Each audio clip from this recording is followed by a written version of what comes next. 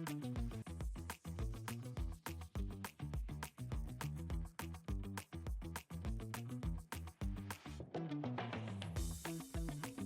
係香港恒生大學排球隊嘅大腿曾卓欣。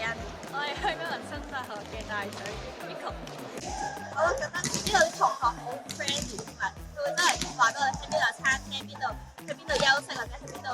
即係 break 嘅時間可以去邊度唞，去邊度參觀。我覺得呢個位做得好。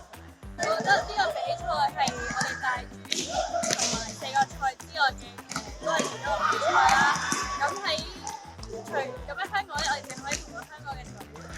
員去交流啦。但係喺度我哋可以同到台灣區嘅學校一齊去交流啦。咁我覺得係個好好嘅體驗嚟嘅，因為佢嘅無論佢哋嘅戰術啦，都同香港係唔同嘅。同埋我哋可以學到佢哋唔同嘅策略同埋溝通方法，佢哋同教練都好多溝通。我覺得呢個我哋需要做得更好，我哋教練都可以幫我哋好多。咁今次我哋好難得，除咗大專以外，仲有機會去海外比賽啦，同埋我哋同對手嘅實力都好相似，所以有時起逆境波或者順境波，我哋原來球球都飛上，係真係有得打，所以好開心同隊友有呢個經驗。我喺呢度參觀咗好多唔同嘅